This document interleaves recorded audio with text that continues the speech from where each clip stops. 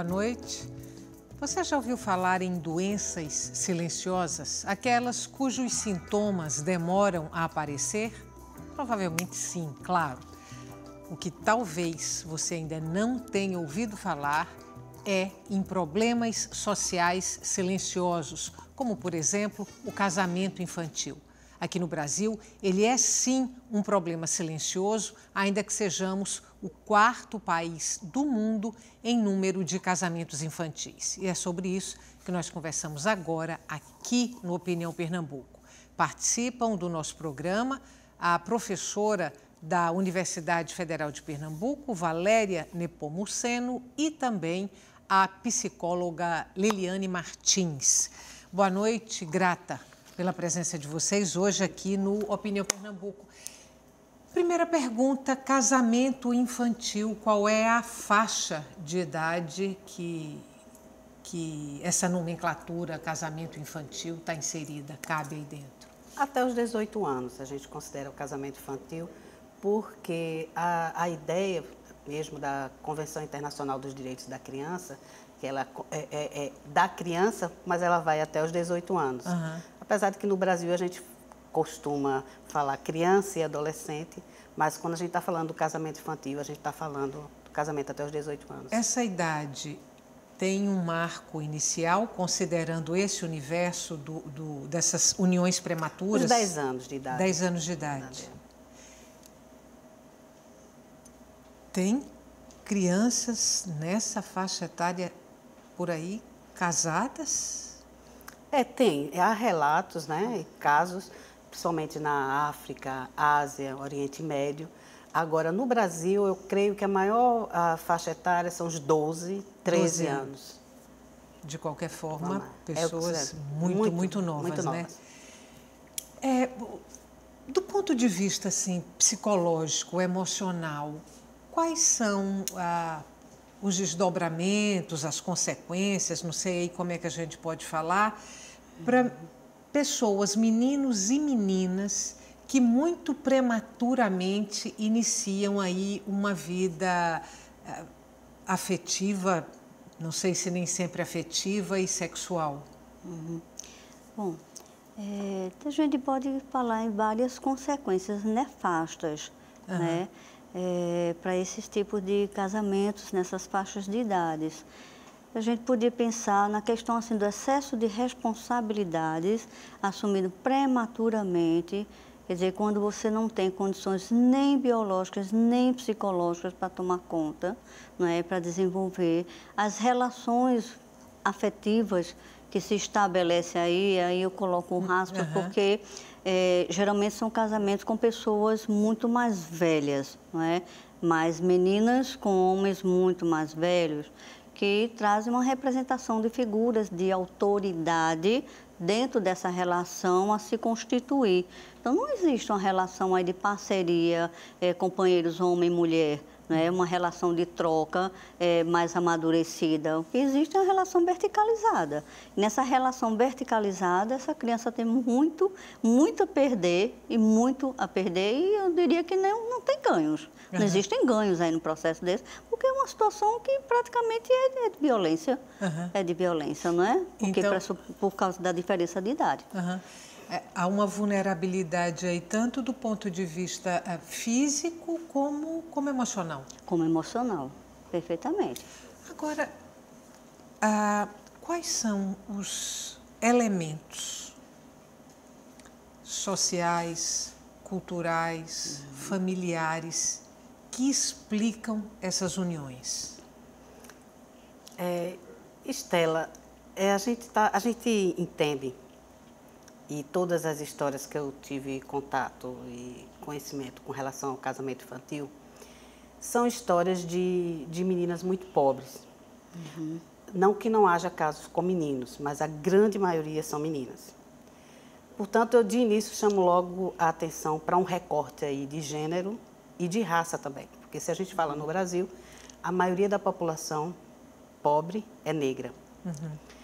E então, as questões socioeconômicas dessas famílias e a falta de acesso a políticas públicas e dessas crianças gera um ciclo, né, de pobreza, de miséria, de falta de informação, de conhecimento, de orientação sexual, né? Então, é uma escassez de praticamente tudo.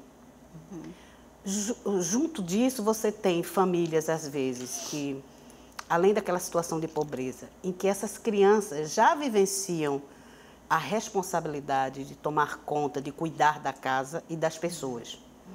Então, geralmente, quando a mãe trabalha e o pai, ou não tem pai, porque a maioria das famílias também são chefiadas só por mulheres, a gente tem meninas tomando conta da casa, cuidando da casa, dos irmãos menores.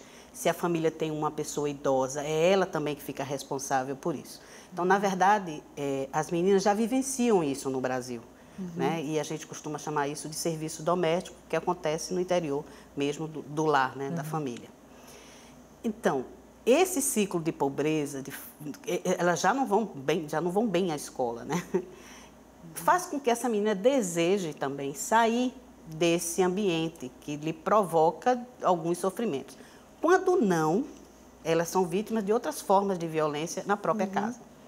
A violência doméstica. Aí você está considerando um desejo da própria criança ou adolescente de sair daquele núcleo. Daquelas situações, né, que a oprime, que ela não está satisfeita. Então, na verdade, o que a gente chama... E no Brasil a gente está... Primeiro, eu queria voltar para dizer que a gente não está falando de uma coisa nova. Né? A gente está com uma denominação nova, que eu acho que é bem estratégico. É uma pauta internacional para sensibilizar a sociedade para o que a gente vivencia aqui no Brasil há décadas e centenas de anos, né? Então, isso não é novo.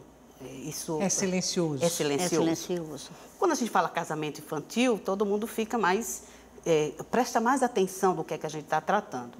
Mas isso acontece há muito tempo na nossa história.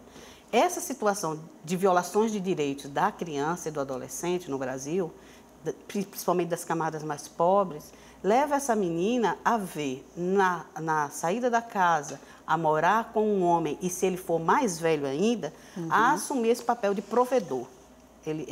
Ela imagina que vai ser cuidada, na verdade, e vai ter a sua própria casa. Vai ser cuidada, vai ser protegida. Vai ter acesso a bens que ela não tem. E, na verdade, essa é uma grande ilusão, porque aí ela entra num outro ciclo, né, que traz consequências, como a Liliane já colocou, e, assim, consequências também de outra ordem. Por exemplo, essas meninas são as que abandonam a escola, quase sempre. Raramente elas voltam, elas dão continuidade ao estudo. O que significa que elas têm uma dependência não só emocional, como a Liliane falou, mas social e econômica desse homem, né?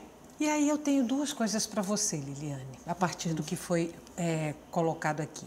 O primeiro ponto, o que acontece com essa criança ou com essa ou esse adolescente quando entra nessa esfera da frustração, né?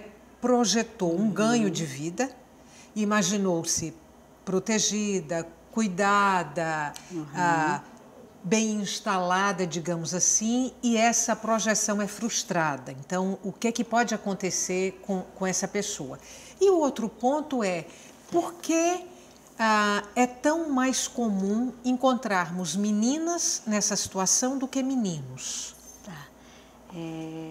Na primeira questão, né, a gente pode ver muito claro um rebaixamento da autoestima, né, da falta de perspectivas que gera o não acreditar nas situações de futuro, de criações, de possibilidades de desenvolvimento, de crescimento, né? Isso pode trazer a médio e longo prazo quadros depressivos também, né? Em decorrência dessa autoestima que começa a ser rebaixada, né? Em consequência da frustração. Então, essa pessoa que é colocada no contexto da família para alguém externo com um corpo em processo de venda, que na verdade é um outro tipo de venda, não é? Porque eu negocio, quer dizer, essa família ela negocia essa garota, não é? Para aquela pessoa que vai dar uma condição de vida melhor para ela e para a família. Tá? Então, tem esses ganhos aqui também para essa família. E aí, ela sai com essa perspectiva, como a Valéria está colocando. Quando isso não ocorre, que claro que não vai ocorrer, que essa é uma fantasia dela, decorrente da idade. Né? Então, ela imagina que ela vai ter um contexto de uma vida melhor do que a que ela tem, que ela vivia anteriormente, e isso não acontece. Então, essa frustração traz como possibilidade muito nefasta um rebaixamento da autoestima a médio e longo prazo, quadros depressivos, né, outras situações, porque fica bloqueado o processo da vida, o processo do crescimento, o processo das possibilidades, né, da abertura. Eu costumo usar uma expressão que dessas pessoas que estão entrando na adolescência, o adolescente ele se acha, num bom sentido, e é bom que ele se ache, e é bom que ele constitua-se um pouco mais até do que ele efetivamente tem, porque faz parte dessa constituição da persona dele no mundo, não é? Então, essa persona no mundo quer dizer ele poder começar a cumprir essa jornada mais heróica para ele, que é de fazer, dele concretizar, de desenvolver, dele realizar. Então, nesse contexto, esse processo ele fica cesseado, não é? Em relação à segunda questão, que foi... Mas porque isso acontece mais frequentemente com meninas do que meninos? Tá, porque a gente tem uma condição histórica, não é, que coloca a mulher nessa perspectiva de poucas possibilidades, essa constituição histórica, não é? Então, as relações verticalizadas, elas tendem a colocar o quê? No espaço, tem um espaço de poder, esse espaço de poder, nesse contexto, é representado pelo homem que tem uma condição de vida, é uma pessoa mais velha, tem uma idade mais avançada, então, ele tem uma constituição de vida melhor e que pode oferecer essas condições, e o inverso não ocorre com tanta frequência, não é? Então, a gente vê menos mulheres vivendo esses papéis, nesses lugares que esses homens se colocam. Então, faz parte dessa constituição histórica, homens mais velhos, mulheres mais jovens, começar de novo, ou começar uma vida com mulheres que possam ter mais filhos e vai ficar mais na dependência também, nesse contexto relacional. Considerando aí essa situação em que a pessoa nova, que está vivendo aí essa relação prematura, essa pessoa é um menino.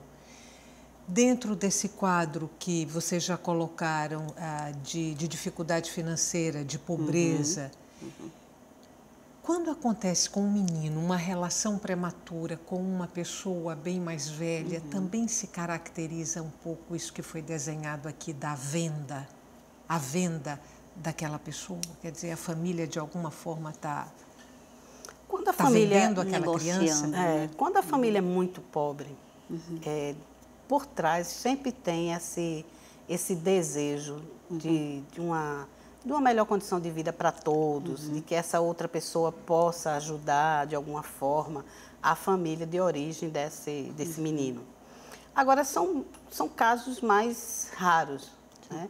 Por conta do que Liliane também já falou, as meninas elas estão mais propensas, culturalmente, são educadas para cuidar do lar, né? Então, elas saem muito nessa condição também de que elas conseguem um companheiro e vão cuidar do companheiro e vão cuidar da casa. Os meninos, eles já não se espera que eles cumpram esse papel, né? E há também a questão de que, isso a gente vê, há um certo também preconceito com relação aos meninos, as meninas, esse é um ponto que eu queria falar, a naturalização disso com relação às meninas. Com relação às meninas, a gente já não vê com tanta, a sociedade já não encara com tanta naturalidade, mesmo que ocorra. É muito mais velado ainda e talvez por isso a gente tenha menos conhecimento, né? Pode se passar por um parente, ou um menino é um afilhado, ou qualquer coisa assim, menos explícito. A menina não, a gente naturaliza. A gente naturaliza isso em todas as classes sociais, né? A gente vê senhores casados com meninas de 20 anos, às vezes até menos, de classe alta, a gente não está falando dos pobres, né? E a sociedade aceita porque a compreensão de que o homem pode. O inverso já não é tão natural. A sociedade tem preconceito, né? E isso acontece com as atrizes, mais velhas, que têm seus namorados mais jovens, e você vê que há uma reação ainda hoje, mesmo sendo pessoas públicas, da sociedade de discriminar, de não concordar.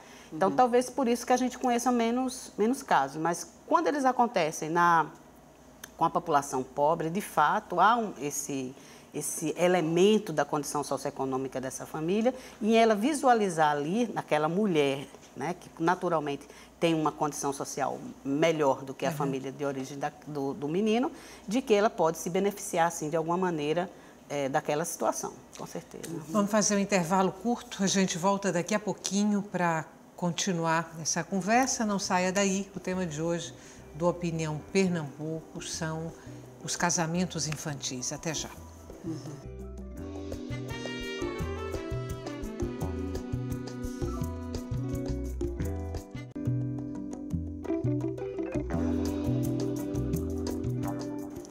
Estamos de volta. O casamento infantil é o tema que está sendo discutido hoje aqui no Opinião Pernambuco. Participam a professora da Universidade Federal de Pernambuco, Valéria Nepomuceno, e também a psicóloga Liliane Martins. No bloco anterior, a gente falou que este era um problema silencioso, né? Que ele existe há muito tempo no Brasil, mas vive sob silêncio. Aí a minha pergunta para vocês é a seguinte: se há um silêncio, é porque isso talvez não seja ainda uma pauta, uma bandeira de, por exemplo, movimentos sociais, de defesa dos direitos humanos, movimentos de mulheres, feministas, enfim. Por que esse debate não foi pautado ainda? Por que ninguém está levantando essa bandeira? Ainda não. Ainda não tão explicitamente, né? Eu, particularmente, encaro esse fenômeno como mais uma expressão da violência sexual contra crianças e adolescentes. E acho muito interessante o movimento, porque o Brasil, a maioria das suas pautas na área da infância, elas são provocadas internacionalmente. Elas chegam ao Brasil não a partir de uma reflexão interna da sociedade, do Estado, e sempre pautada por outros, né? É assim com relação à exploração do trabalho infantil, a violência doméstica contra criança e adolescente, a violência sexual, né? Sempre são encontros internacionais, agendas internacionais, agências internacionais como a Unicef e outras, que estão pautando o Brasil. Então tem isso, né? E eu acho que é por isso que a gente ainda não... quando ela veio com a pauta do casamento infantil, parece uma coisa nova. Eu acho que é isso que a gente tem que olhar para esse fenômeno que é tão naturalizado no Brasil e encarar como não sendo uma coisa natural e também como uma expressão de violência contra a criança e adolescente. Por quê? Toda não garantia de direitos da criança e do adolescente é uma violação dos seus direitos humanos. Então, uma criança e um adolescente, eles têm que vivenciar essa fase da vida. Para isso, eles precisam de educação, ter acesso à saúde, boas orientações, ter uma formação profissional, para ter sua independência e decidir, eles decidirem, elas decidirem o que desejam fazer na vida, o que é possível fazer nessa vida, né? Porque nem só o que eles desejam, que é as oportunidades que a vida vão lhe oferecer. E quando a gente naturaliza essa situação, as famílias naturalizam, o Estado e a sociedade naturalizam, a gente está deixando de garantir esses direitos. Porque uma menina que casa com 13 anos, 12 anos, ela vai engravidar, ela vai ser uma mãe adolescente, ela não vai estudar mais, na maioria, grande maioria dos casos, ela não vai ter uma formação profissional, ela não vai se inserir no mercado de trabalho. E se esse homem morre ou a abandona, ela não tem como cuidar nem das suas crianças, nem da sua própria vida. Então, é um ciclo de violação de direitos muito grande que o Brasil enfrenta. E é preciso encarar essa questão do casamento infantil como mais uma violação desses direitos. O Estatuto completou, no dia 13 de julho, 26 anos. São 26 anos que a gente não consegue garantir esses direitos. Se a gente tivesse uma discussão e uma implementação dessa lei federal, a gente talvez hoje não tivesse um debate, um tema que parece surreal, né? Mas que é uma realidade, principalmente em estados, nas regiões norte, nordeste do país. Aí, a partir do que foi colocado agora, da adolescente que engravida e aí pode ser abandonada pelo parceiro e largou a escola, mas além desses complicadores, eu estou aqui pensando se não existem também problemas da ordem de um corpo que não está preparado para a gestação e para o parto. Se essa criança também não está mais vulnerável a agressões físicas e sexuais dentro da própria casa, dentro daquela relação. E se também não está mais vulnerável a doenças sexualmente transmissíveis, que vão chegar até ela por conta desse parceiro muito mais velho. É esse o quadro? Sim, sim, é. Acho que está sendo muito bem posto isso. É sim. E eu coloco também aqui a questão da gente colocar um olhar em relação às constituições das famílias, não é? Então, que constituição anteriormente a esse processo, a esse casamento, existia uma família anterior? Que constituição de valores que tem nessa família de afeto, a constituição de afeto, não é? E que essa pessoa ela passa a ser vista como um corpo num processo de barganha, não é? Então, quando a gente fala nessa questão desse silêncio em torno desse tema, e que ele não é absolutamente novidade, não é mesmo, não é? A gente tem já uma relação histórica com essas questões, e eu acho que está muito bem colocada, a Valéria colocou muito bem isso, a questão da violência, não é? Dos direitos que não estão sendo garantidos, começa a não haver essa garantia dentro dessa organização familiar. Né? Então, tem a questão financeira, a questão da falta dessa constituição das relações dos afetos, porque a gente não pode pegar só no aspecto financeiro. Existem inúmeras famílias extremamente carentes financeiramente, mas que existe uma organização aí, não é?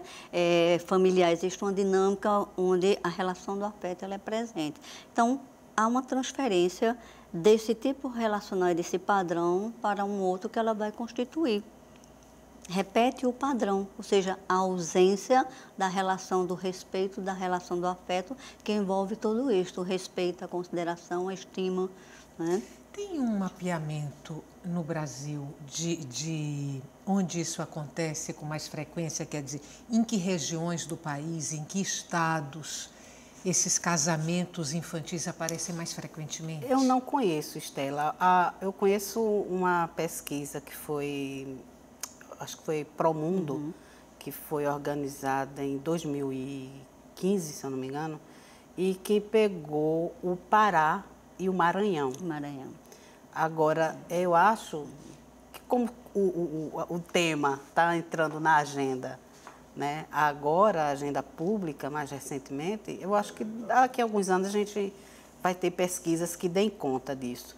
E mesmo assim, veja, esse estudo, ele parte do censo, né, do nosso censo de 2010. Do IBGE. Do IBGE. Então, já não é uma pesquisa que tenha ido buscar realmente na fonte essas informações.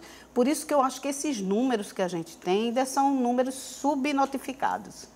Ainda não são o retrato fiel do que está acontecendo no Brasil hoje. Você falou em naturalização, né? Que no Brasil há uma tendência de se naturalizar esse tipo de coisa, de comportamento, de união prematura, enfim, principalmente em relação às meninas. A gente poderia fazer uma comparação, por exemplo, com a cultura do estupro, que também, de certa forma, há aí uma naturalização em torno dela? Sim, principalmente com os discursos da sociedade em relação às situações de estupro, né? A naturalização de que, e uma coisa que eu ia chamar a atenção com relação a isso, a gente ter muito cuidado também para não responsabilizar as famílias em demasiado. Eu tenho um pouco essa preocupação. Da mesma forma que a gente também responsabiliza a criança e o adolescente quando ele é vítima do estupro, né? Então, é porque ela se veste como adulta, ela mostra muito o corpo, ela dança de um jeito, ela se insinua, ela se maqueia de uma forma. Quer dizer, a gente sempre tem... Eu acho que há na sociedade brasileira uma cultura instalada que é muito conveniente de responsabilizar a vítima da violência. E isso serve para quase tudo, tanto para as situações, como você bem colocou, do estupro, mas também para essa situação do casamento, para a naturalização do casamento infantil.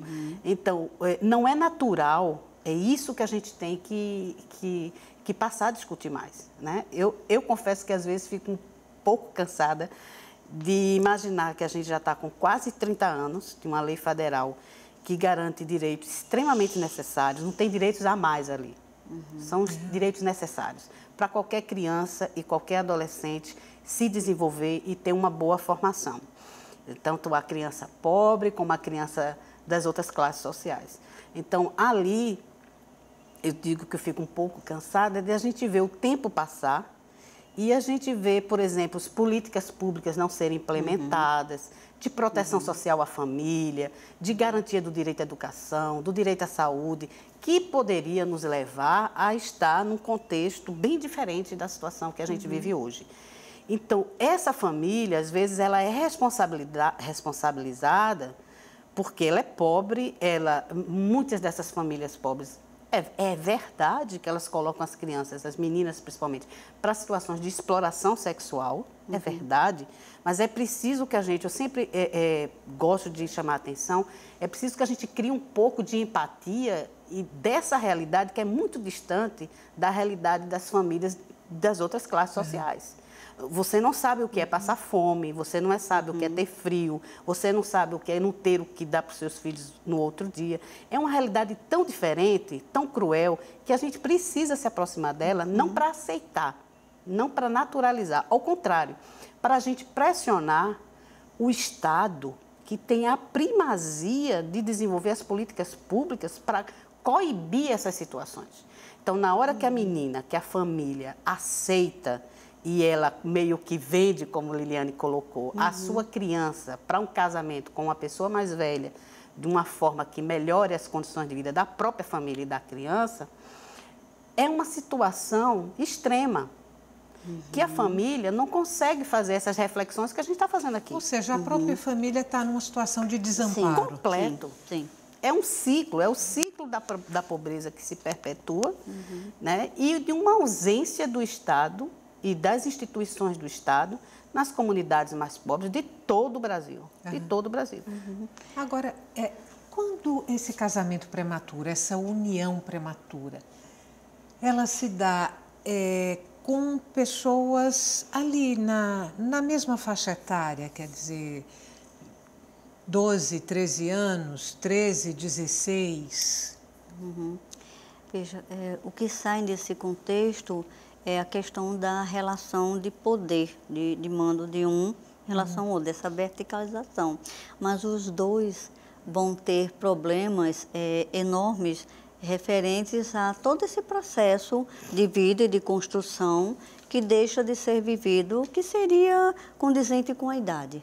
Não é? Então, condizente com a idade de 12 anos, esse processo de começar descobertas, de abrir espaços para descobertas no mundo, de gradativamente se apropriando desses espaços, de gradativamente constituindo relações de afetos, de valores, porque só puxando um pouquinho uma questão que você trouxe, Valéria, dessa vulnerabilidade que ficam as famílias, para que haja uma organização de constituição de afetos mais sólidos, você precisa ter algumas coisas mais garantidas.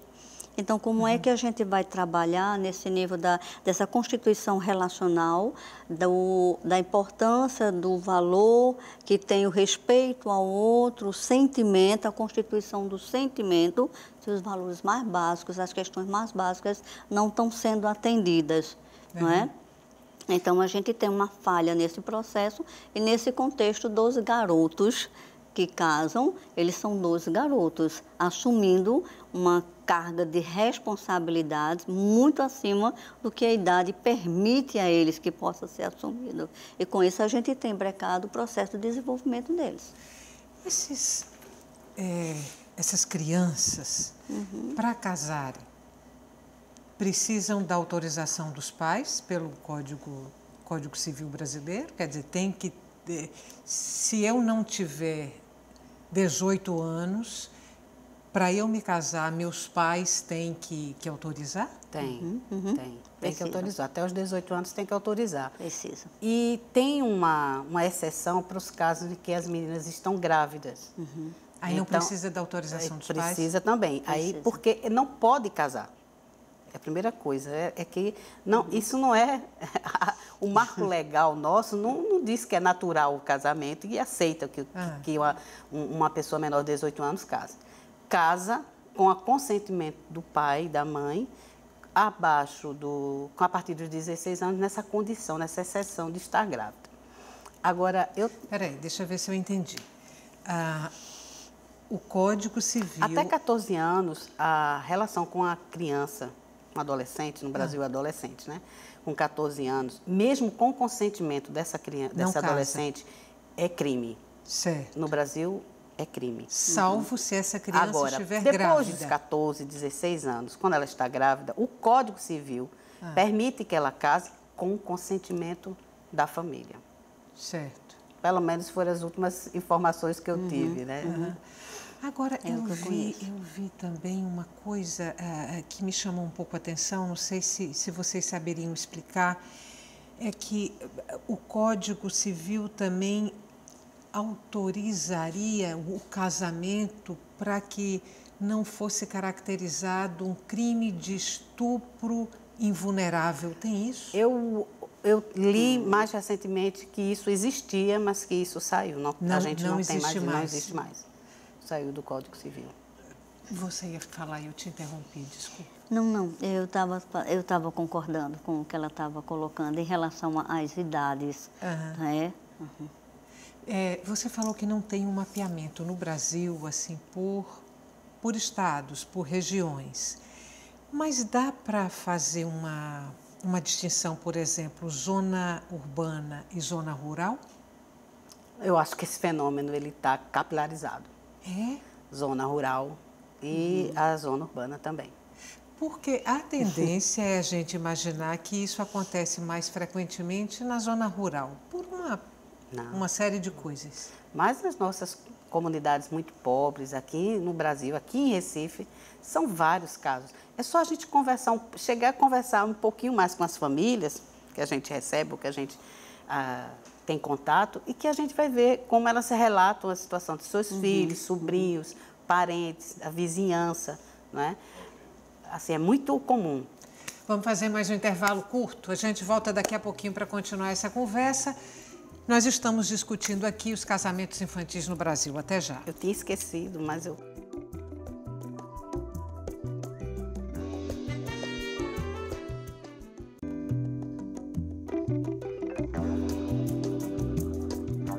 Estamos de volta para o terceiro e último bloco do Opinião Pernambuco. O tema discutido hoje no nosso programa são os casamentos prematuros de crianças e adolescentes. Participam a professora da UFPE, Valéria Nepomuceno, e também a psicóloga Liliane Martins. Vou perguntar para vocês os números desses casamentos infantis no Brasil, se há aí uma projeção. E já emendando na segunda pergunta considerando que boa parte dessas relações, dessas uniões são informais, esses números não estão aí de certa forma maquiados, sejam eles quais forem? A última informação, com base no último censo, fala em até 14 anos, se eu não me engano, 88 mil. E 88 mil casamentos prematuros. Isso. Casamentos infantis. Isso, casamento, o que nós estamos chamando de casamentos infantis. E até os 17, dos 15 a 17 anos, mais de 567, se eu não me engano, 1000 casamentos. Agora, esse número, ele é um número que eu acho que ele não corresponde à realidade. Primeiro porque eu não sei se todo mundo informa, né? Coloca essa informação, explicita isso. E depois pela essa particularidade no Brasil de que esses casamentos, diferente de outros países, eles são informais. A ideia, quando a gente fala do casamento, a gente está pensando naquela união que se dá no cartório, que tem uma cerimônia religiosa, né? Talvez se a gente tivesse isso, a sociedade não pudesse negar o que está acontecendo e um pouco, né? Um pouco na linha da campanha do Unicef, que foi lançada em janeiro, que eu acho bem interessante o vídeo, né? Que mostra uma menina casando, né? Mas é uma menina e com toda aquela cerimônia de uma adulta. Então, você vê a contradição e o absurdo que é uma criança indo ao casamento. Quando é nessas relações mais informais, como a gente acontece, eu acho muito difícil a gente precisar esse número. Isso é um problema bem sério, né? Porque a gente não tem uma dimensão desse fenômeno. Valéria falou em faltas de políticas públicas aí para todas essas questões que envolvem direitos de crianças e adolescentes. Especificamente na sua área, pegando aí uma assistência, digamos, psíquica, emocional a essas crianças e a esses adolescentes, principalmente em situações de risco, de vulnerabilidade. Qual é o quadro das políticas públicas no Brasil? Olha, eu acho que existe uma falta de atenção ao que eu estava me referindo anteriormente, a constituição de valores, né, de valores que envolvem o sentimento, basicamente, né, de família. O que significa família? Né? O que significa essa relação entre pessoas dentro de uma casa, garantindo-se a constituição daquilo que a gente estava falando, das condições básicas para se viver, e se viver de uma forma digna.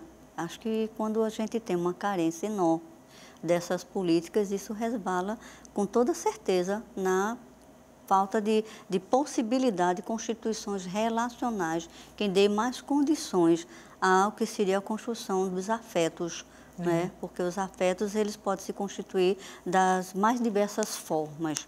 Claro, a gente sabe disso enquanto nós não somos humanos, não é? Mas ele precisa de um espaço, ele precisa de um bom terreno, de um bom plantio, né, para poder se desenvolver. E se a gente não tem, como é no caso do Brasil, de forma tão precária tudo isso funciona, a gente não tem muito essa possibilidade de olhar melhor essas organizações familiares. Você falou que são 26 anos do Estatuto da Criança e do Adolescente. Diz que pessoalmente está um pouco cansada de esperar mudanças e essas mudanças efetivamente não acontecem. Mas há ganhos de qualquer forma, não há? E aí eu estou falando de ganhos significativos a partir do Estatuto da Criança e do Adolescente. Há ganhos, mas não são tão... Eu sou uma pessoa muito, às vezes, não sou pessimista, aliás, não sou mesmo, mas, assim, a ausência de políticas públicas, né? Eu acompanho isso há mais de 2 décadas, a política pública voltada para a área da infância. E eu acho que a gente tem muitas maquiagens com relação às políticas. Nós temos programas, temos alguns projetos sociais pontuais, muitos fragmentados. E a gente vive hoje um cenário muito ruim politicamente para a área da infância, para a área dos direitos humanos. A gente vive, veja, 26 anos depois, o que a gente esperava? uma educação de qualidade, saúde, programas específicos para questões que precisam uma intersetorialidade entre as políticas, como a questão do trabalho infantil, da violência sexual, violência doméstica contra crianças e adolescentes. Mas o que a gente, veja, o que eu digo que às vezes fico cansada é porque a gente, mas eu falo do movimento social em favor da infância no Brasil. A gente queria ter avançado e está partindo para novas conquistas e novas lutas que são necessárias. Pautas novas, né? E a gente continua com as mesmas pautas de 2 décadas e meia passadas. Isso é muito preocupante. Isso não é sinal de avanço. Isso é muito estranho. Que a gente continue, desde 1990, a pautar a exploração do trabalho infantil, violência sexual, a violência doméstica, física, a negligência. É muito estranho. Algo está errado, né? Então, como é que a gente avançou? A gente não conseguiu avançar tanto. E a gente vivencia ainda a questão, eu só queria complementar, do conservadorismo, isso que está me preocupando nos últimos tempos. Por exemplo, na política da educação, hoje, não poder mais se discutir as questões da diversidade sexual, não poder se discutir gênero. A gente não está avançando, então, é um movimento que o tempo todo ele tem que abraçar o que conquistou e lutar para não perder. Então, isso é um desgaste muito grande. O que eu ia perguntar para vocês, e aí para vocês duas mesmo, e você mais ou menos adiantou, é isso. Quando você coloca que os avanços em 2 décadas e um pedaço não são propriamente significativos ou estruturais, e você diz alguma coisa está errada, nessa radiografia simplificada, o que é que a gente vai identificar assim com maior grau de ineficiência? Quer dizer, é a ação do próprio Estado, né? São políticas públicas negligenciadas ou inexistentes, ou uma sociedade extremamente reativa e extremamente conservadora? E aí estou pegando agora de novo um ponto que você tocou, que é essa tentativa de se impedir discussões de diversidade sexual, de gênero nas escolas. Tem inclusive aí um movimento... escola sem partido, uma coisa assim. Onde é que o bicho está pegando mais? E esse último aspecto que você falou tem um rebatimento direto nisso que a gente está debatendo hoje, o casamento infantil. Né? Quando a própria criança ela não consegue fazer a sua autoproteção, quando ela não conhece os seus direitos, quando ela não conhece nada sobre o seu corpo, sobre o desenvolvimento do seu corpo, né? Então, ela fica muito mais vulnerável a aceitar esse tipo de relacionamento com pessoas mais velhas. Agora, voltando às políticas públicas... Então, deixa eu te interromper só um pouquinho. Eu vou fazer um parêntese para pedir a sua opinião pessoal, assim, e você como psicóloga, para esse ponto que Valéria levantou aqui, que é essa tentativa de proibir esse debate nas escolas, em sala de aula. Acho que a sociedade, muitas vezes, se tem o receio de lidar com aquilo que você não conhece. Não é? É uma estranheza diante do conhecido, do desconhecido. Não é? Então, é quase que uma coisa assim, meio uma misoginia. Tá? Então, aquilo que eu não tenho condições, não acesso ainda, eu tenho receio. Se eu estou falando dentro desse contexto mais social. Acho que essa sociedade, ela fica, quando ela assume essas posições, as pessoas começam a assumir essas posições, de separar, fica um processo meio partidos, meio dissociados. Então, aquilo que está dissociado, eu não conheço, eu também tenho um receio em relação àquilo que eu não conheço, eu não quero me apropriar, eu não quero conhecer, não quero me apropriar, eu excluo. E aquilo que fica excluído, fica, de uma certa forma, escondido, fica velado e a gente não consegue acessar. Tá? Quando a gente fala das questões, por exemplo, em relação a essa temática que nós trouxemos aqui hoje para a discussão, extremamente importante, nós estamos falando um pouco disso também, aquilo que fica escondido, está silencioso. Então, essas questões estão em silêncio. Então, se eu não posso falar sobre isso, eu não posso acessar, eu não posso conhecer, e aquilo que eu não conheço não fica familiar. não é? E aí volta a questão da família também, aquilo que não é familiar, aquilo que não é relacional, com que eu não estabeleço o vínculo, não estabeleço a relação. Isso serve a quê? A que tipo de instituições, que tipo de governo, que tipo de questões de organizações governamentais? Acho que voltamos à questão do estabelecimento das relações de poder. Né? Quanto mais silêncio, mais eu tenho aqui a condição, o outro é em silêncio, eu tenho condição de ter um controle sobre ele. A minha condição de mando, ela se sobressai, né? Ela se sobressai. De mando, de tirania, né? De Sim. perpetuação aí, enfim, Sim. de muitos males. De Roubei controles. sua palavra, estou devolvendo. Não, tudo bem. Não, o que eu estava falando com relação, que a gente estava discutindo com relação às políticas, né? As políticas públicas. Primeiro, assim, a gente tem o Estatuto, que é de 90, mas a gente tem a Constituição, os direitos fundamentais da criança, os direitos fundamentais da criança estão na Constituição desde 1988, o artigo 227. A regulamentação desse artigo é que dá vida ao Estatuto da Criança. Então, são direitos constitucionais e depois a gente tem aí uma outra lei federal, que é o Estatuto. Então, o que assim, eu tenho colocado mais recentemente, muito cruamente?